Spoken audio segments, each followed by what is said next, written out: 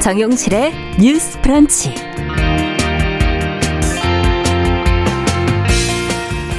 안녕하십니까, 정용실입니다. 요즘 운동하는 여성들의 모습 미디어에서 예전보다 자주 볼 수가 있죠.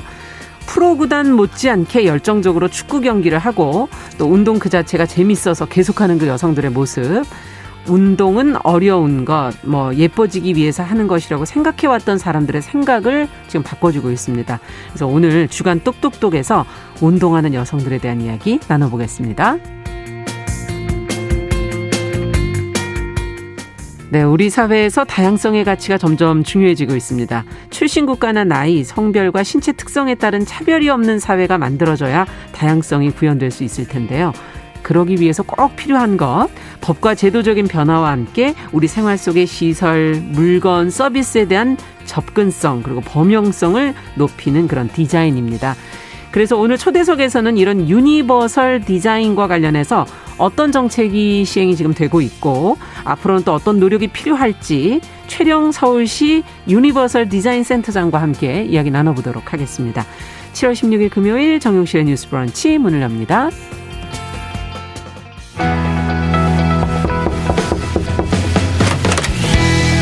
청년 여성의 눈으로 세상을 봅니다. 정용실의 뉴스 브런치 주간 똑똑똑.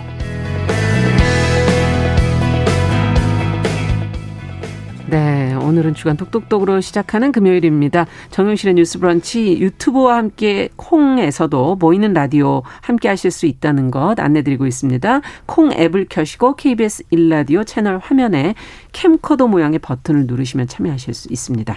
이거 좀 많이 아셔서 이제 좀 들어와서 보시는 분들도 많아진 것 같아요. 감사드립니다.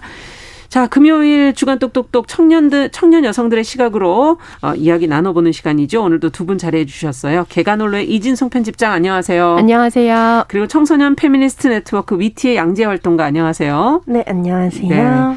자, 오늘 운동하는 여성들에 대한 이야기를 나눠보자라고 앞에 말씀을 드렸는데 먼저 여쭤봐야죠. 두 분은 왜 먼저 웃어요?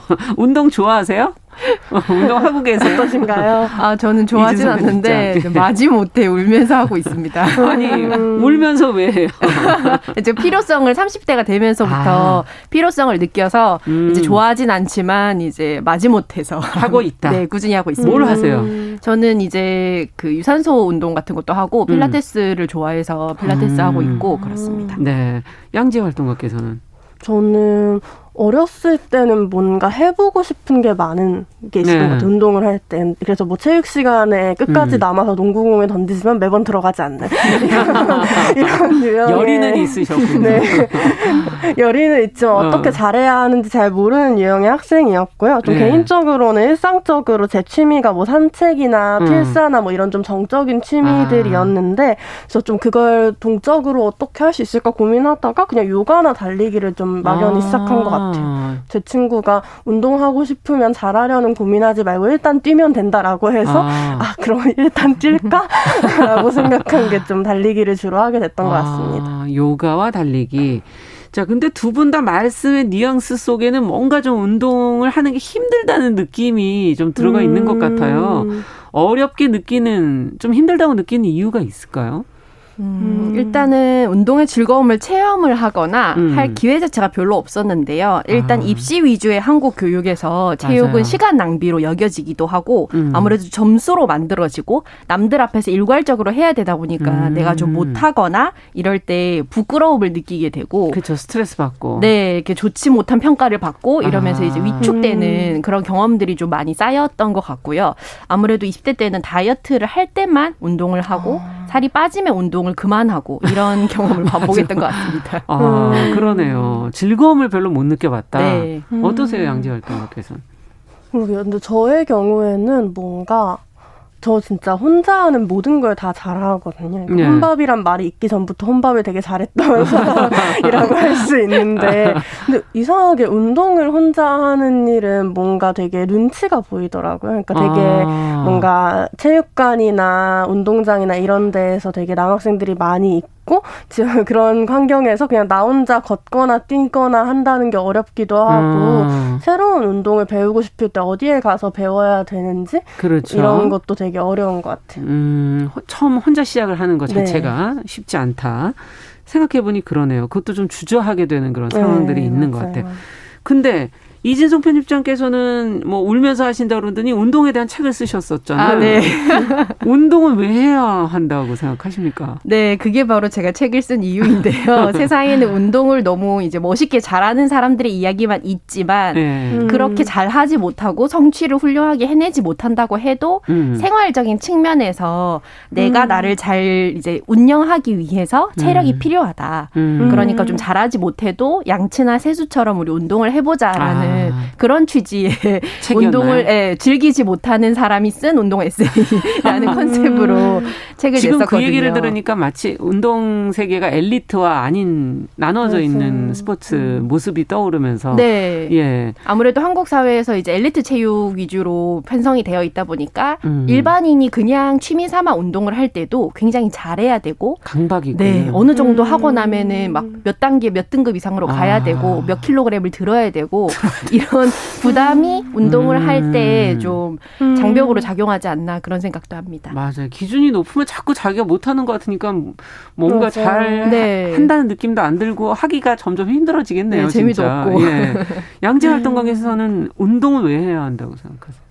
전 사실 제 주변을 보면서는 살기 위해서 운동을 해야 되는구나라는 어떤 평범한 깨달음을 얻었는데요. 네. 그러니까 제 동료들이 저보다 보통 어리고 되게 10대 후반, 20대 초반의 동료들이 많은데 이들이 뭐 디스크나 뭐 혹은 자궁질환이나 두통이나 이런 되게 만성적 스트레스와 생활 습관에 기반한 병을 많이 가지게 되더라고요. 네. 그런 걸 보면서 살기 위해 운동해야 되는구나 이렇게 생각했던 게 있었고 네. 또 제가 언제 한번 좀 몸을 다루는 워크숍에 가봤었거든요. 그래서 예. 뭔가 성과 몸에 대해 다루고 몸을 움직여보는 연습을 하는데 거기서 그 강사분이 허리를 기준으로 움직여보세요. 혹은 엉덩이가 얼굴인 것처럼 움직여보세요. 이런 식으로 얘기를 하는데 우리는 가만히 앉아있거나 혹은 뭐 팔이나 이런 걸 쓰는 정도에 익숙해져 있지만 몸의 더 다양한 동작들은 별로 생각해보지 못하잖아요. 그렇죠. 그래서 우리의 몸이 뭐 중심이 바뀐다면 어떨까 이런 상상들 혹은 내 몸이 어떻게 더 달라질 수 있을까에 대한 상상들을 시간이 지날수록 나도 많이 잃어버렸고 가만히 책상에 앉아있는 것에 맞아요. 너무 익숙해졌다는 생각이 들더라고요. 몸의 그 어떤 감각들이 다 그냥 무뎌져 버린 거죠. 맞아요. 어떻게 본다면. 네. 예. 어쨌든 운동은 여러 가지 몸의 감각을 다시 일깨운다는 측면에서 아니면 또 앞서 말씀하신 병으로부터의 탈피. 지금 글들을 많이 올려주셨는데 지연주님께서는 운동의 필요성을 어떻게 두 분이 이렇게 빨리 느끼셨냐고 50이 넘어서 느꼈다고 보이는 이제 열심히 하고 계시다는 그런 의견도 주셨고요. 네. 자, 그러면 목적이 어떻든 간에 우리나라 여성들이 운동이 먼 일처럼 느껴지는 경우가 아무래도 좀 많은 것 같은데 앞서 얘기해 주신 교육, 사회 문화적인 환경 뭐 이런 이유라고 봐야 될지 두 분의 경험을 통해서 두 분의 솔직하고 구체적인 얘기들을 조금 더 들어보죠. 일단은 남자아이와 여자아이의 운동장 사용 시간이 차이가 난다는 연구 결과나 통계도 있고요.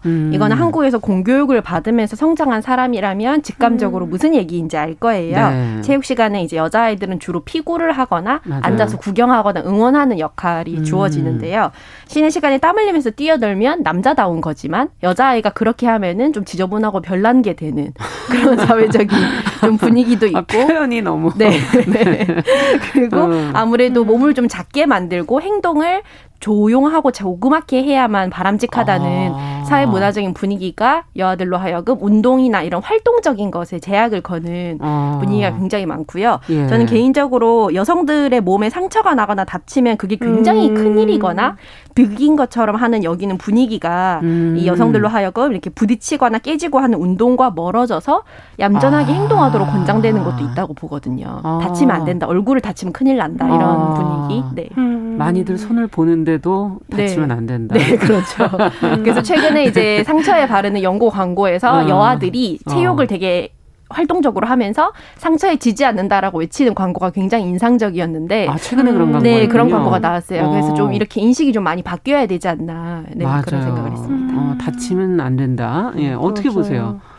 저도 비슷한 부분들 되게 공감하는 것 같고요. 그러니까 이를테면 학교에 다닐 때에는 체육을 잘하는 여학생과 체육을 못하는 남학생이 되게 특이한 케이스로 분류되고 그래서 제 그런가요? 친구는 축구를 별로 좋아하지 않는 남학생이었는데 네. 그래서 뭔가 뭐 너 게이냐 이런 식의 어떤 비하 발언들을 듣기도 하고 이런 것들을 보면서 되게 이 체육이라는 것을 잘해도 여성들은 되게 이상하고 특이하네로 느껴지는구나 뭐 이런 게 있을 것 같고 개인적으로 좀 최근에 깨달았던 건 최근에 제가 만나는 남성 동료한테 난 달리기를 하기 시작했어라고 했더니 그 이가 혼자 하는 운동이 그런데 재미가 있어라고 하는 거예요. 근데 저한테 같이 하는 운동의 경험은 매번 내가 못해서 눈치 봤던 경험 혹은 뭔가 이 남학생으로 와글벅적한 복싱장에서 나 혼자 굉장히 어설프고 민망하게 운동했던 경험 이런 것들이 대부분이었어서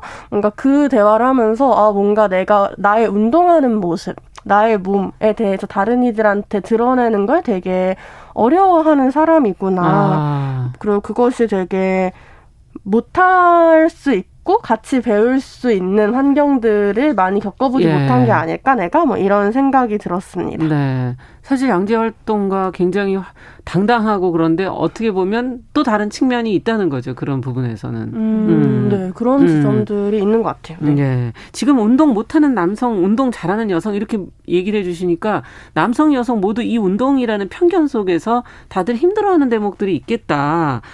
이것도 좀 문제가 아닌가 하는 그런 생각도 들고요. 어쨌든 요즘에 변화되는 그런 모습들을 화면을 통해서 많이 보게 돼요. 요즘 TV 프로그램을 보면 뭐 여성 또 유튜브도 그렇지만 여성 예능인들이 운동하는 즐겁게 건강하게 하는 그런 모습들이 많이 나오고 있거든요. 오늘부터 운동뚱 저도 가끔 봐요. 네, 아주 도전해서 새롭게 하는 모습들이 재미있고 골 때리는 그녀들 뭐 이런 콘텐츠들이 지금 인기가 좀 높고 많은 사람들이 보고 있다고 하는데 두 분은 어떻게 생각하세요? 또 어떤 좋은 사례들이 있는지 뭘 느끼셨는지 이런 걸 혹시 같이 보면서 어떤 생각을 하셨는지.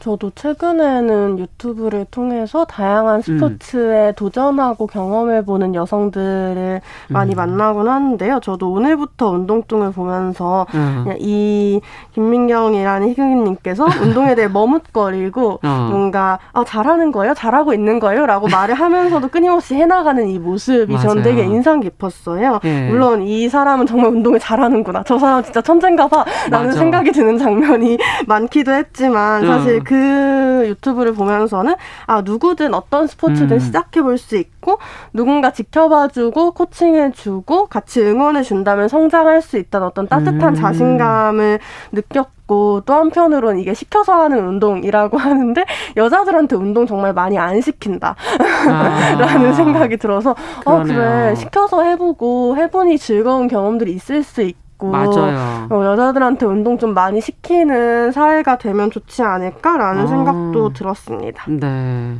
어떠셨어요, 이진성 편집장? 네, 저도 오늘부터 운동뚱을 굉장히 좋아하는데 그 중에 인상적이었던 거 하나가 이제 굉장히 코어가 튼튼하고 운동을 되게 잘하는 이제 김민경 씨를 보면서 우리 사회가 그동안 얼마나 건강의 범위를 마른 몸이라고 협소하게 규정을 하고 마른 것이 건강하다고 속이면서 커다란 몸에 간섭할 때 건강을 위해서 살을 빼라라고 이제 기만을 해왔는지 새삼 좀 깨달았어요. 맞아요. 네, 과연 커다란 몸이라고 해서 건강하지 않은가? 맞아요. 사실은 우리 사회가 뭐를 건강한 몸으로 좋은 몸으로 규정해놓고 이렇게 다른 몸들을 지우는가 이런 생각을 많이 했고요.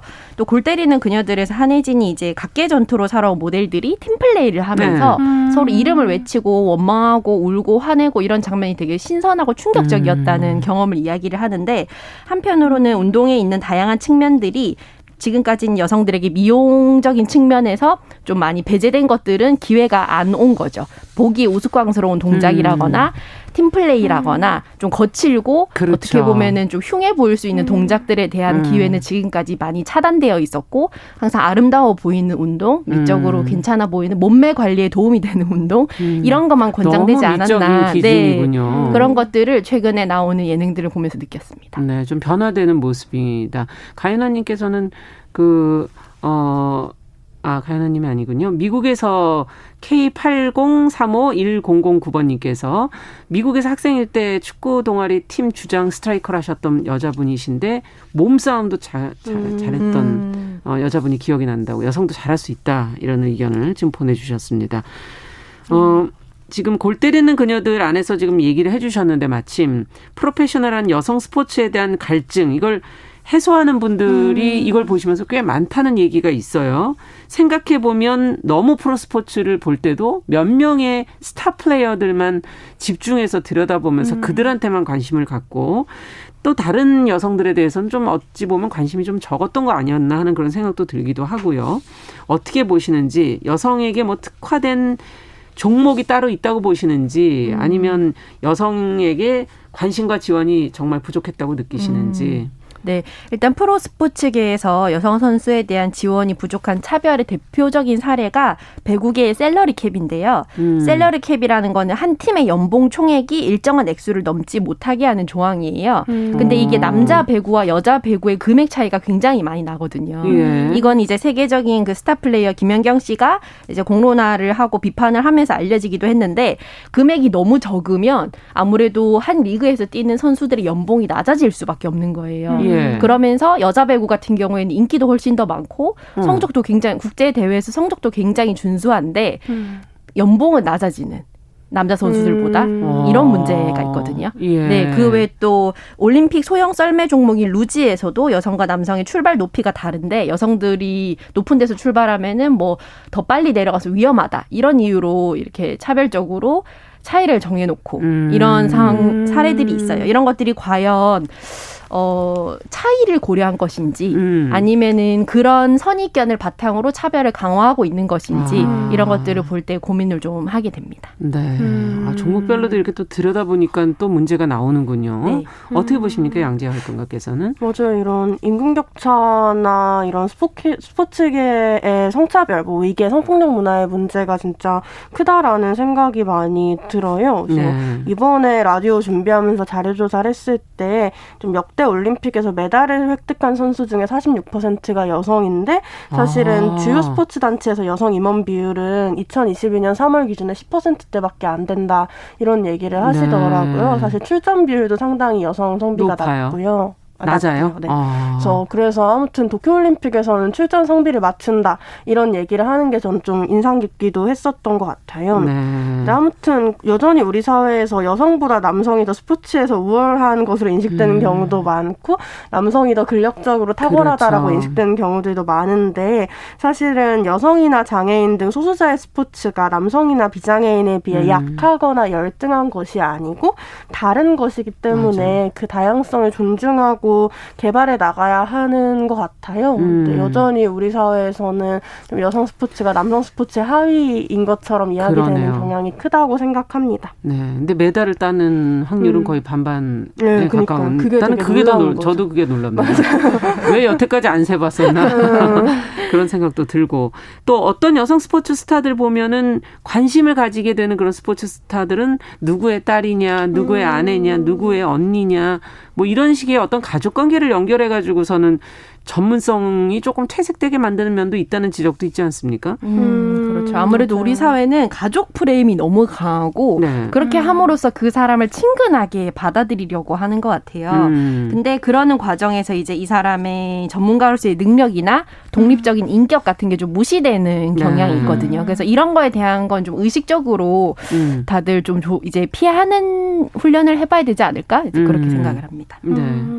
맞아요. 저는 또 이런 여성 스포츠 스타들의 외모가 지나치게 부각되고 평가되는 문화가 고민스럽더라고요. 예. 특히 뭔가 스포츠의 특성상 여성 선수들이 10대에서 20대 어린 나이에 데뷔하고 활동하고 또 은퇴 시기도 되게 짧잖아요. 그렇죠. 그렇다 보니까 이 어린 여성들이 놓이는 어떤 성적 대상화 외모 품평의 측면에서 너무 이 스포츠 스타들이 노출되기도 하고 저는 이런 문화가 지난 시기에 고발되었던 이런 스포츠계의 성폭력들과 되게 연결되어 있다고도 생각하거든요. 예. 그래서 한편으로는 이런 스포츠 스타들을 우리가 뭐 국민 여동생, 뭐 혹은 여제, 혹은 요정 이런 방식으로 또 흔히 표현하는데 정말 그랬네요. 네, 그렇죠. 근데 네. 이제는 좀 그런 표현들보단 기량을 인정하는 표현들이 더 중요하고 필요하지 않을까 생각합니다. 네.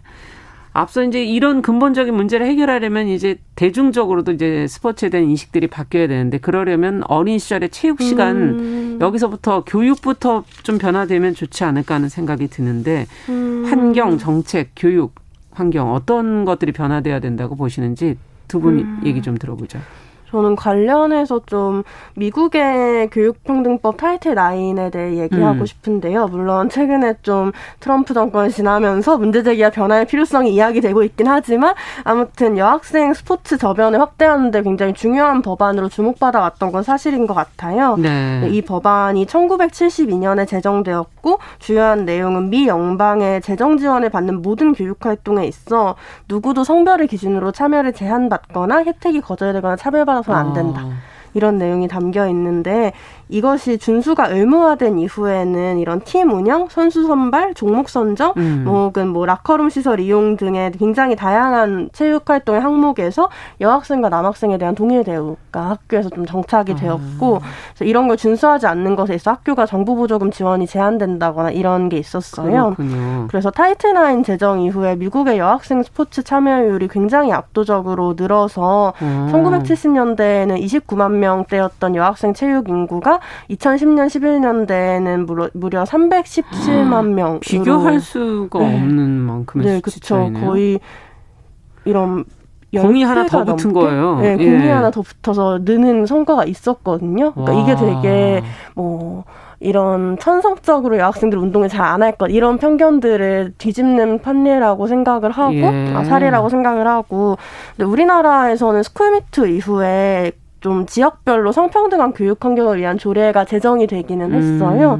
근데 이 조례 자체는 사실 권고사항에 불과하기도 하고 교육 평등을 다루는 법제도는 사실상 부재하거나 좀 근본적인 대책이 없는 상황이라서 차별금지법 안에서의 어떤 교육 평등에 대한 조항들이 저는 중요하다고 생각하고 또 교육평등법을 또 별도로 제정하면서 이러한 부분들에 대한 중요성이나 교육 및 학내 체육사회의 차별 요소를 제거해 나가겠다는 정부의 결심이 있어야 된다라고 저는 생각합니다. 제도라는 게 결국은 어떻게 변화를 가져올 수 있는지 한 사례를 지금 보여주신 거고 네. 이진성 편집장께서는 어떻게 보세요? 네, 저는 일단 아무래도 여성들은 10대 같은 경우에 몸이 좀 많이 변화하고 생리를 한다던가 맞아요. 여러 가지 변수가 많이 있는데 그러다 보니까 자신의 몸을 남들 앞에서 드러내거나 이렇게 하는 데 좀 어려움이 있어요. 이런 특수성들을 체육 교사나 공교육에서 여자아이들은 원래 운동을 싫어해 이렇게 이제 묻어버리지 말고 좀 다양하게 이런 변화에 맞춰서 즐겁게 스포츠를 즐길 수 있는 예를 들면 사실은 스포츠 브라 같은 거를 사용을 하면 좀 더 편하게 운동을 할 수 있다는 것들을 그러네요. 공교육에서 가르쳐주지 않거든요. 그러다 보니까 그게 창피해서 운동을 더 기피하고 이랬던 옛날을 생각을 해보면 좀 더 변화하는 여러 가지 몸의 조건에 맞춰서 좋은 교육이 좀 제공이 됐으면 좋겠다 그런 생각을 많이 합니다. 그러네요. 몸을 또 알아가는 과정이 될 수도 있는 거고 네. 운동이라는 것이. 자, 그러면 끝으로 제안을 좀 해주신다면 어떻게 인식을 바꿔야 될지 앞서 즐거움을 만드는 게 첫 번째 순서가 아닐까 하는 그런 생각도 들거든요. 오늘 시간 마지막 말씀으로 제안들을 부탁드리겠습니다. 양지 활동가께서 먼저. 네, 20대 여성의 민간체육 이용 비율이 48.2%라고 하는데요. 이것은 얼마나 20대 여성의 운동이 공적 영역에서 지원되지 않고 민간의 헬스시설이나 이런 공간을 통해서만 가능한지 좀 많이 알려주는 것 같아요. 그래서 네. 저는 되게 많은 것들이 있겠지만 오늘 이 자리에서는 공공기관, 공공시설에서 여성이 스포츠를 할 수 있는 인프라들이 얼마나 구성이 되어 있는지 다시 좀 고민해보면 좋겠다. 그리고 뭔가 헬스나 트레이닝 같은 이런 살을 빼기 위한 목적의 운동이 아니라 되게 다양한 분야의 스포츠에 여성들이 좀 더 덜 두려움 없이 도전해보고 함께 배워나갈 수 있는 환경이 마련되면 좋겠다라는 생각이 듭니다. 네. 네, 저도 말씀해 주신 것처럼 생활체육의 기회가 늘어났으면 좋겠고 아무래도 불법 촬영이나 관음하는 시선 없이 자유롭게 안전하게 운동할 수 있는 공간이 꼭 맞아요. 보장되는 게 중요하다고 생각을 합니다. 네. 그리고 또 운동한 여자들이 서로의 환경이 되어주기도 하는데 복싱장 같은 경우에도 제가 처음 갔을 때는 남학생들밖에 없어서 굉장히 쭈뼛거렸었는데 배우 이시영이 이제 복싱을 하면서 유행시키면서 굉장히 맞아요. 여성 비율이 늘어났었거든요. 그러면서 저도 좀 더 자유롭게 운동을 하게 됐는데 내가 운동을 하는 내가 또 다른 사람의 환경이자 용기가 되기도 한다는 사실을 생각을 하면서 하고 싶은 것이 생겼을 때 너무 쭈뼛거리지 말고 한번 도전해보는 것도 괜찮다. 또 이런 다른 여성을 말씀을 위해서. 드리고 싶습니다. 네, 용기 내주시라는 그런 얘기까지 해주셨어요. K73106477번님께서 주부신데 운동을 하면서 온전히 나를 마주보고 나를 위하는 시간을 갖는 것이 무엇보다 좋다. 이렇게 맞아요. 의견을 보내주셨네요. 앞으로 여성들이 즐겁게 운동할 수 있는 그런 제도적인 그런 인식, 문화 이런 것들이 같이 됐으면 좋겠습니다. 오늘 주간 똑똑똑 여성과 운동에 대한 이야기 청소년 페미니스트 네트워크 BT의 양재 활동가 개관올레 이준성 편집장 두 분과 함께 이야기 나눠봤습니다. 말씀 잘 들었습니다. 감사합니다. 감사합니다. 감사합니다. 네, 정용실의 뉴스 브런치 듣고 계신 지금 시각 10시 30분이고요. 라디오 정보센터 뉴스 듣고 오죠. 중앙방역대책본부는 오늘 0시 기준으로 신규 확진자가 1,536명 늘어 누적 17만 5,046명이라고 밝혔습니다. 어제보다 63명 줄었으나 확진자 수 자체는 국내 코로나19 사태 이후 세 번째로 큰 규모입니다. 코로나19 예방접종 대응 추진단에 따르면 어제 신규 1차 접종자는 12만 2,645명으로 오늘 0시 기준 국내 누적 1차 접종자는 총 1,596만 609명, 전체 인구의 31.1%에 해당합니다. 중국 코로나19 백신이 효과가 없는 이른바 물백신 논란에 휩싸인 가운데 시노백 백신 접종자의 항체 순위 코로나19에 걸렸다가 회복한 환자와 유사하거나 오히려 낫다는 연구 결과가 나왔습니다. 기상청은 오늘도 전국에 폭염이 계속되는 가운데 내륙을 중심으로 곳곳에 소나기가 내리겠고 특히 일부 지역에서는 강한 돌풍이 불면서 시간당 70mm가 넘는 매우 강한 소나기가 쏟아지는 곳이 있겠다고 예보했습니다. 지금까지 정보센터 뉴스 정한나였습니다.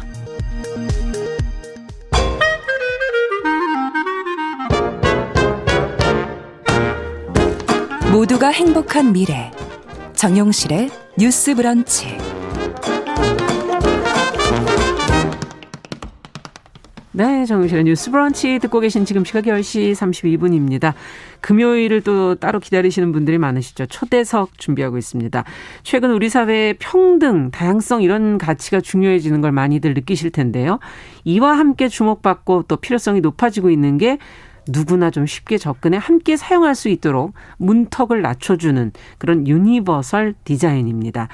일상에서 사용하는 작은 물건에서부터 공공시설의 서비스 뭐 이런 것까지 유니버설 디자인이 필요한 곳이 정말 많다 하는 그런 생각이 드는데요. 그래서 오늘 서울시 유니버설 디자인센터의 최령 센터장님과 함께 이야기 좀 나눠보겠습니다. 어서 오십시오. 네, 안녕하세요. 네, 반갑습니다. 네, 반갑습니다.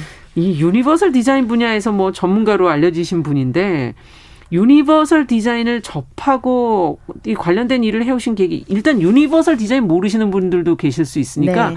일단 설명해 주시고 저희가 하나하나 얘기 풀어가 보죠. 그러니까 정의로 보통 저희가 얘기하는 게 네. 남녀노소 네. 그리고 장애 예. 그리고 언어 그러니까 문화라고 하는 거죠. 예. 그거에 전혀 상관없이 아. 누구나 공간에 접근하고 네. 사용하고 그리고 알기 쉽고 좋은 서비스를 제공받을 수 있어야 한다라고 하는 이야. 가치관이고 사실은 방법론에 네. 대한 얘기입니다. 근데 어려운데요. 너무 포괄적이어서. 네네네. 굉장히 이상적이죠. 유토피아를 꿈꾸는 얘기. 예, 예를 든다면 뭐 들려집니다. 언어가 다르다면 그걸 영어를 써야 되나 뭐 한글 써야 되나 뭐 어떻게 해야 되나 이런 생각도 지금 갑자기 들기도 네. 하고. 잠깐 설명드리면은 여행길에서 혹시 그림으로 된 문자 보셨어요? 화장실 표시. 화장실. 네. 네, 그런 그거는 표시. 바로 네. 알죠. 네, 그게 바로 유니버설 디자인입니다. 아, 어느 나라를 가도 네. 저희가 같이 통용되는 네, 이해할 네, 수 네, 있는 네, 네. 그림. 네. 아, 그렇군요. 그러니까 바로 이해가 되네요. 아, 감사합니다. 자, 그렇다면 이것과 관련된 일을 최령 센터장님이 하시게 된 계기는 어떤 계기가 있으셨어요? 네. 제가 이 질문지를 받아보고 네. 사실은 패닉이 되었어요. 처음에는 이제 굉장히 단순하게 이 질문지를 접했다가 네. 이 답에 대한 것들을 계기 이렇게 물으시니까 참 굉장히 패닉 상태였는데 내가 유니버설 디자인을 접한 건 한 20여 년 됐고요. 20여 년 전. 네. 근데 제가 전문가인가라고 하는 고민도 좀 했었는데 이 유니버셜 디자인이라고 하는 걸 접하고 굉장히 오랫동안 지켜왔다라고 하는 느낌이 좀 많이 들었습니다. 이 소중한 가치를 네. 여러 사람들과 함께 나누었으면 좋겠고 그리고 이 가치가 실현되는 사회에서는 저도 좀 안심하고 늙어갈 수 있겠다. 그렇죠. 네, 그런 생각이 들어서 제가 이걸 좀 오랫동안 지켜오면서 여러 사람들에게 알려주고 한 역할을 한 거지 제가 전문가라고 할 수 있을까라는 생각은 잠깐 했었습니다. 그렇게 된다면 처음 창시한 사람 말고는 누가 전문가일까 뭐 이런 생각이 들기도 하고요. 그런가요? 어쨌든 그것을 그 옆에서 계속 지켜보면서 그 가치관을 같이 해오셨다 이런 말씀이신데 네. 지금 이번에 서울시 그 유니버설 디자인 센터에서 지금 센터장으로 활동하고 계시잖아요. 국내 지자체 가운데는 지금 서울에 최초로 설립됐다고 지금 지난해 네네네. 얘기가 나오고 있는데 역할은 무슨 역할을 하는 겁니까 여기서는? 서울특별시 유니버설 디자인 센터가 정식 명칭이고요. 네. 저희는 서울시 유니버설 디자인 도시 조성 기본 조례라고 하는 것이 있습니다. 아. 거기 20조에 유니버설 디자인 센터를 만들어서 운영해야 된다라고 하는 규정이 있고요. 이게 언제 만들어진 건가요? 꽤 오래된 건가요? 만들어지기로는 한 4, 5년 전에 만들어졌습니다. 그러면 그것으로 인해서 네. 센터를 만들게 된 네. 거고. 만들게 된 거고. 예. 이제 저 같은 경우에는 그러니까 센터 역할은 유니버설 디자인을 정책적으로 하고 있어요. 아. 서울시가 예. 모르시는 분들이 많으신데 많네요. 네, 예. 유니버설 디자인 팀이 정식으로 있고요. 아. 정책의 업무들을 하고 계시는데 그 중에 일부를 저희가 위탁받아서 운영하고 시행하는 기관이고요. 그리고 전문가들이 모여서 그 행정에서 못 하시는 부분들에 대한 네. 지원을 하고 그렇군요. 또 저희가 전문가 네트워크를 연결해서 좀 더 전문적으로 지원하는 역할을 하는 일종의 싱크탱크 역할을 그렇군요. 하는 기관이라고 보시면 네. 좋겠습니다. 저는 유니버설 디자인 그러면은 베리어 프리? 네. 라는 용어를 들어본 적이 있는 것 네. 같아요. 이것하고 연결되어 있는 거 아니에요? 네, 연결은 되어 있습니다. 예. 네. 차이가 또 있는 건가요? 지금 말씀하시는 뉘앙스가? 네, 연결은 돼 있습니다. 네, 차이가 있습니다. 어떤 차이가 있는 겁니까? 우선은 역사라고 하는 것들을 조금 저희가 어쩔 수 없이 좀 예. 되짚어 봐야 될 것 같은데요. 베리어 프리라고 하는 개념은 이제 미국 중심으로 나왔던 개념이고요. 아. 그러니까 사실은 같은 분이 이걸 같은 역할을 하셨어요. 두 개를 다 만지시는 역할을 하셨는데 네. 장애인의 입장에서 그러니까 1940년대, 60년대를 거치면서 미국 사회가 전쟁도 겪었고요. 그렇죠. 그러니까 상위 용사들이 많아지잖아요. 네, 맞아요. 그리고 소아마비가 유행을 했다고 합니다. 아. 그리고 흑인 인권 운동이라든지 여러 가지 네. 인권 운동들이 이렇게 일어나면서 그러니까 사회에서 뭔가 그 권리에 대한 얘기들이 나오면서 장애인의 권리, 접근 가능하고 이용할 수 있는 권리에 대한 얘기가 나오면서 베리어 프리라고 하는 용어들이 탄생이 돼요. 네. 네, 그래서 베리어 프리는 휠체어 사용자가 접근할 수 있는지, 그렇죠. 갈 수 있는지, 네. 그다음에 뭐 회전 가능한지 예. 이런 얘기들을 주로 다루면서 발전을 해왔거든요. 장애인 쪽에 조금 더 치중되어 있다라는 네네네. 말씀이신가요? 근데 예. 이 과정에서 이 롬메이시라고 하는 분이 이걸 해봤더니 모든 사람들의 입장에서 우리도 포함이 되면 더 편하다. 더 편해질 수 있는데라고 하는 것들을 깨닫고 네. 그러니까 출발점을 좀 바꾸신 거죠. 그러니까 소위 말해 모든 사람 안에서 장애인 도의 개념으로 가지고 가시라고 하는 의미에서 유니버셜 디자인이라고 하는 것들을 여러 전문가들과 함께 모여서 어떻게 해야 되지, 어떻게 만들면 좋을지라고 하는 그 개념을 정립하고 네. 활동을 시작하셨습니다. 유니버설 디자인이 그러니까 조금 더 넓은 개념이라고 볼 수가 있군요. 네, 훨씬 넓고 네, 베리어 철학의 프리보다. 지향점도 또 모든 그렇고. 사람에서 출발을 하고 여기는 그러니까 뭐 아이도 네, 맞습니다. 노인도 예. 육아기 부모도 네. 그리고 육아하는 또 더 자세히 보면 육아하는 아빠도 엄마도 둘 다. 네.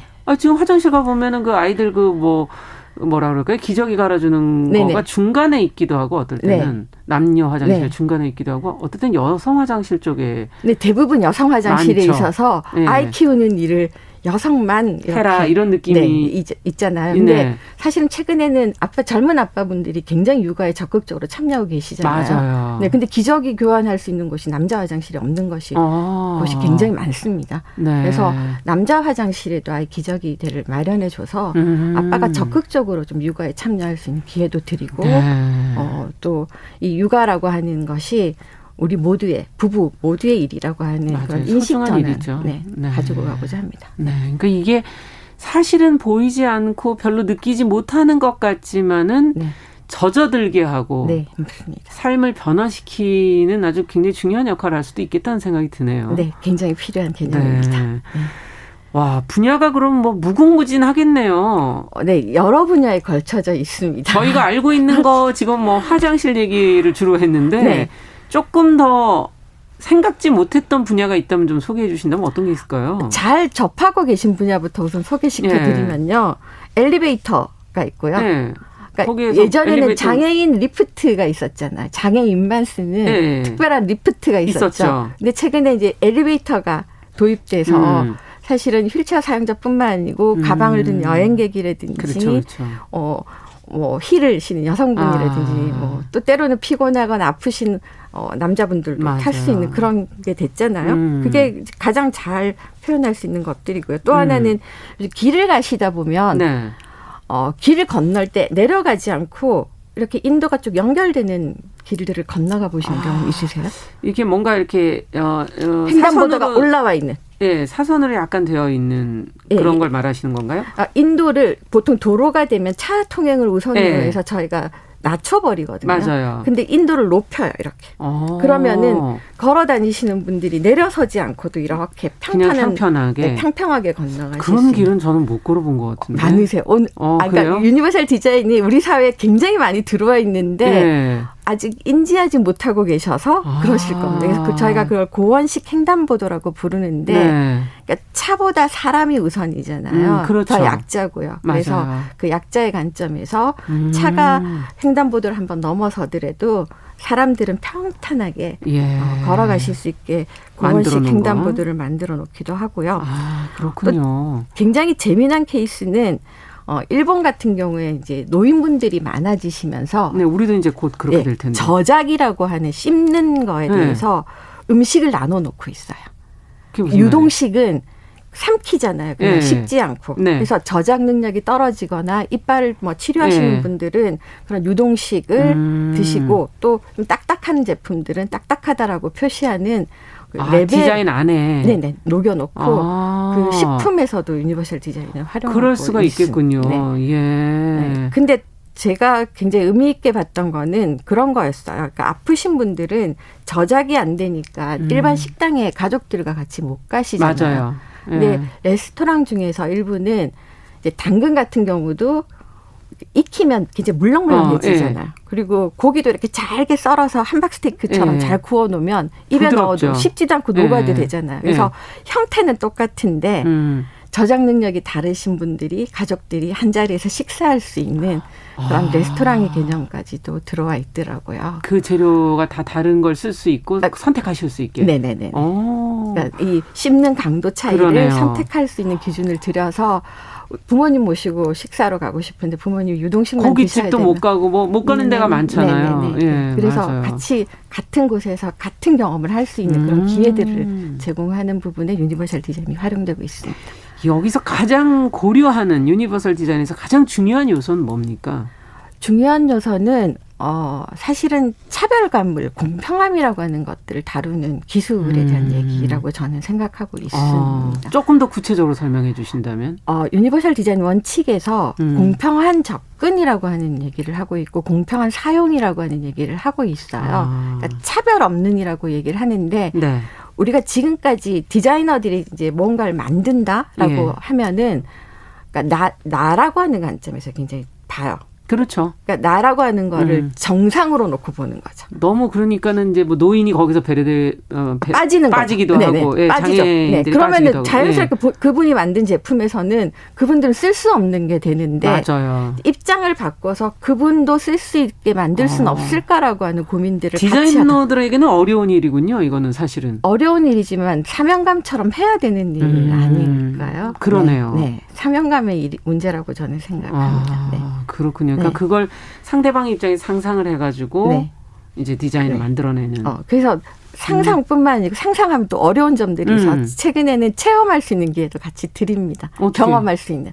그러니까 그 옷을 입어서 노인이 되는 그런 복장들도 나와 있고요. 예. 저희가 휠체어를 또 타보게도 하고요. 시민참여단하고 같이 그 휠체어 타신 분들하고 같이 활동을 해서 옆에서 지켜보게 하는 거죠. 불편해하시는 것들을 직접 경험하시면은 저런 생각이 바뀌죠. 네, 생각이 바뀝니다. 눈높이가 바뀝니다. 이거는 뭐 일반인들도 한번 해볼 만한. 네, 맞습니다. 일반인들도 네. 저희 참여단에 들어오셔서 그러세요. 직접 보시고 그거 변화들을 이렇게 글로 남겨주시고 계십니다. 예, 네. 그렇군요. 네.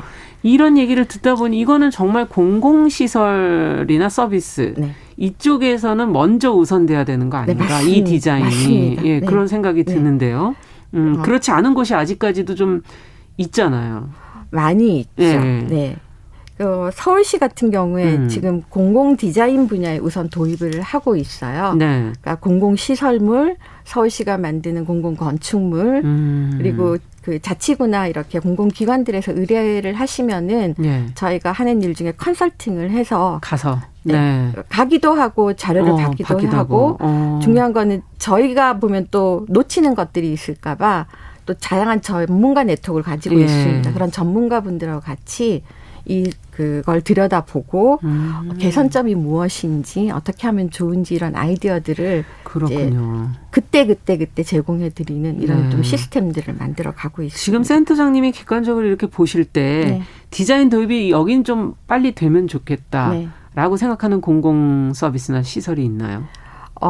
제가 우선 급하다라고 생각하는 건 서울시가 가고 있는 방향이시긴 하는데 교통수단에 대해서 특히 저상버스. 저상버스. 네. 사실 저상버스도 유니버셜 디자인의 한 거군요. 상징인데요. 저상버스가 좀 더 많아져서 빨리 좀 많아졌으면 좋겠다는 생각을 하고 있습니다. 서울시가 목표상으로는 100%를 가지고 가신다라고 하는 걸로 점차 계획은 잡아놨나요? 바꿔가고 있는데 좀 더 빨리 보급이 되면 사실 계단을 잘 못 올라가시는 어르신들이 좀 맞아요. 많으세요. 노인분들 참 좋으시더라고요. 네. 그래서 저상버스만 타시는 어르신도 계시는데 그럼 외출이 좀 더 편안해지시지 않을까라는 생각이 들고요. 맞아요. 네. 어른이 아니어도 사실은 대부분의 사람들이 탈 때 편하더라고요. 네, 맞아요. 기억이 남아요. 그래서 이 버스 편하네. 네, 맞습니다. 다음에 또 탈 수 있으면 좋겠네. 네, 맞습니다. 네. 그게 유니버설 디자인의 또 하나였군요. 저상버스가. 어찌 본다면 유니버설 디자인을 좀 정책적으로 좀 장려할 필요가 좀 있겠다. 그래야 좀 앞으로 이런 공공의 디자인이라든지 사회가 좀 더 살기 좋아지지 않을까 하는 생각이 들고 지난해 서울시는 유니버설 디자인 종합 계획을 발표하면서 올해부터는 이 모든 공공건물 시설물의 유니버설 디자인 적용을 의무화하겠다 지금 그렇게 입장을 밝히고 있는데 유니버설 디자인적 요소를 하나라도 갖추면은 했다고 할 수 있는 건지 아니면 어떤 기준이 있는 겁니까? 어느 이상을 해야 되는 건지. 그러니까 저희가 현재로서는 출범한 지 1년밖에 안 돼서 어느 기준 이상으로 해야 돼라고 하는 기준을 명확하게 만들어 놓진 않았습니다. 다만 통합 가이드라인이라고 하는 것들이 만들어져 있어서 그것을 따라서 그것에 의거해서 문제를 풀었느냐라고 하는 점들은 보고 있는데 그러니까 좀 더 명확하게 유니버설 디자인 적용했는지에 대한 그 인증 기준이라고 하는 걸 만들자라고 하는 의미에서 지금 연구를 하고 있고 앞으로 좀 더 명확하게 만들어갈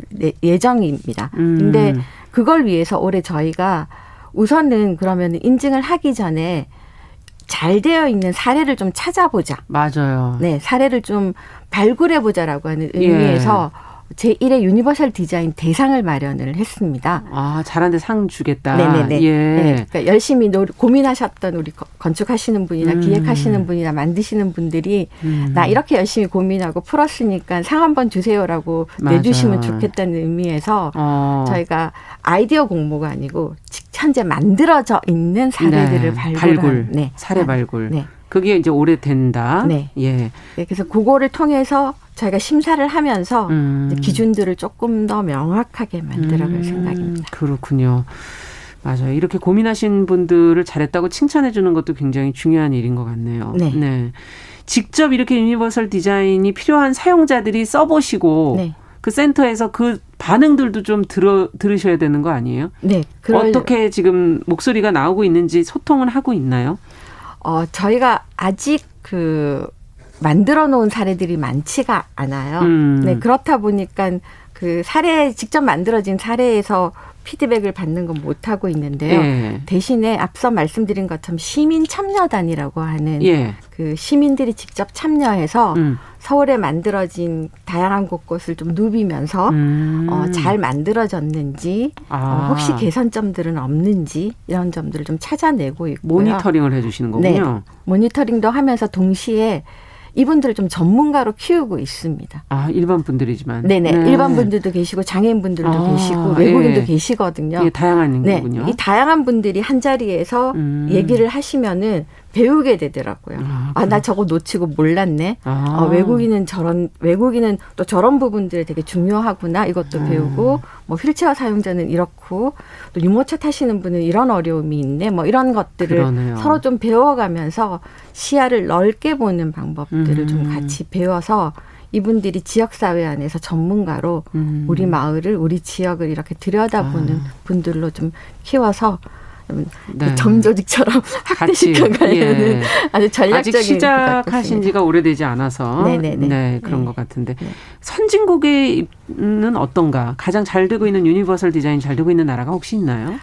유니버설 디자인을 도입하고 적극적으로 하고 있는 나라는 이제 굉장히 많이 있습니다. 조금 그 나라들마다 유니버설 디자인을 도입하고 그들이 정책으로 이걸 가지고 가는 계기가 조금씩 다른데요. 네. 앞서 말씀드렸던 미국이라는 나라는 장애 인권에서 시작해서 좀 확대된 모드라고 하는 걸로 넘어온 반면에 그 문제로 인해서 사실은 주춤했던 시간이 좀 있었어요. 그러니까 장애인을 위한 거다 보니 그거로 너무 한정되면서. 네, 한정되면서 사실은 미국이 조금 머물러 있었고요. 그 사이에 유니버설 디자인을 고령화라고 하는 사회와 직면했던 일본이 이걸 가지고 들어와서 일본에서는 고령화 문제를 풀어야 되거든요. 그렇죠. 어르신들이 수없이 많은데 맞아요. 이분들을 다 일일이 돌볼 수는 없잖아요. 맞아요. 그리고 노인분들에게 물으면 돌봄을 절대 많이 원하지 않으세요. 적어도 내가 움직일 수 있는 한은 하시려고 하죠. 지역사회 안에서 건강하게 활기차게 살아가시길 원하시거든요. 그래서 일본은 고령화 사회의 고령사회 그리고 지금 초고령 사회를 맞이하고 그래서 어떻게 우리가 환경을 바꾸고 서비스를 전달해야 될 것인가라고 하는 문제로 그러면서 사회적 비용을 좀 줄이는 방안은 없을까라는 개념으로 일본은 접근을 했고요. 그다음에 또 재미난 케이스는 스페인 같은 경우는 올림픽을 치르면서 특히 바르셀로나 같은 경우는 올림픽을 치르면 장애인 올림픽을 하게 되거든요. 맞아요. 네, 그래서 장애물들을 좀 없애고 평탄하게 하는 작업들 좀 많이 했거든요. 그러니까 여행객들이 여행하기 좋은 도시가 돼버렸죠. 짐 들고 다니시는 어르신 여행객들이 많으니까. 그래서 각 나라들마다 좀 다르고 저희가 좀 의미 있게 보고 있는 나라는 노르웨이입니다. 노르웨이는 그 아동 가족이라고 하는 정책과에서 그러니까 부처에서 유니버설 디자인 액션 플랜을 수립을 했어요. 네, 우리나라는 몇 년까지 기존 건축물, 신규 건축물에 유니버설 디자인을 도입할 거야라고 하는 목표를 세우고 그 목표에 따라서 하나 둘씩 이제 개선하는 작업을 초기엔 시작을 했고요. 근데 초기의 작업은 정말 BF 수준의 단순하게 단차도 없애고 뭐 이런 작업이었는데 최근에는 디자인으로 완전히 넘어와 있어요. 예를 들면 이제 병원을 만드는 과정에서도 병원은 환자분들이 신체적으로, 정신적으로 굉장히 피폐하거나 그렇죠. 열악한 상황이잖아요. 맞아요. 거기다가 의사 선생님과 간호사분들 역시도 굉장히 힘든 노동을 하시는 일을 하고 계시는 굉장히 열악한 집단이 활동하는 맞아요. 공간이잖아요. 그 공간을 어떻게 만들면 좀 더 안전하고 그리고 치유라고 하는 목적까지 맞네요. 달성할 수 있을까. 어떤 땐 병원 가는 것 자체가 스트레스일 네. 때도 있거든요. 네, 그래서 좋은 채광이라든지 좋은 머무름이라든지 뭐 좋은 소리라든지 뭐 이런 부분들까지 정말 디자인이라고 하는 관점으로 유니버설 디자인을 문제를 풀 수 있는 부분이 상당히 많군요. 네, 많습니다. 네, 네. 꼭 뭐 다양합니다. 네. 비용의 문제가 아니더라도 네네네. 네. 이거는 디자인만의 능력을 갖춘 사람이 아니라 유니버설 디자인은 사람에 대한 마음을 어떻게 갖고 있느냐가 굉장히 중요할 것 같고 끝으로 오늘 얘기 들으시면서 어떤 준비가 난 필요할까? 디자인을 관심이 하고 있다면 네. 끝으로 좀 조언을 해주신다면. 누구나 할 수 있는 일이고요. 또 누구나 하고 있는 일이라고 생각을 하고요. 네. 좀 어떤 분들이 했으면 좋겠냐라고 좀 강제적으로 저는 하고 싶은 얘기가 건축을 하시거나 공간을 계획하시거나 시공하시거나 특히 정책을 위반하시는 분들이 어려운 문제가 아니고 하고 계시는 일이거든요. 그렇죠. 그러니까 유니버설 디자인이 뭔데 한번 들여다보시고 이것처럼 좋은 건 없구나. 우리가 하는 일이 서울시 정책 슬로건이 누구나 누리는 내일이라고 하는 정책 맞아요. 슬로건을 네. 가지고 있는데 내가 하는 일이 일로 인해서 누구나 우리 사회를 보다 안전하고 편리하게 누릴 수 있어야 되겠구나. 그들이 아프거나 조금 알겠습니다. 지치거나 하더라도. 네. 중요한 역할을 맡고 계신 분들의 또 참여도 필요하다는 얘기를 또 해주셨습니다. 금요 초대석 오늘은 최령 서울시 유니버설 디자인 센터장과 함께 이야기 나눠봤습니다. 오늘 말씀 여기까지 듣겠습니다. 감사합니다. 네, 감사합니다. 정용실의 뉴스 브런치 금요일 순서도 같이 인사드릴게요. 다음 주에 뵙겠습니다.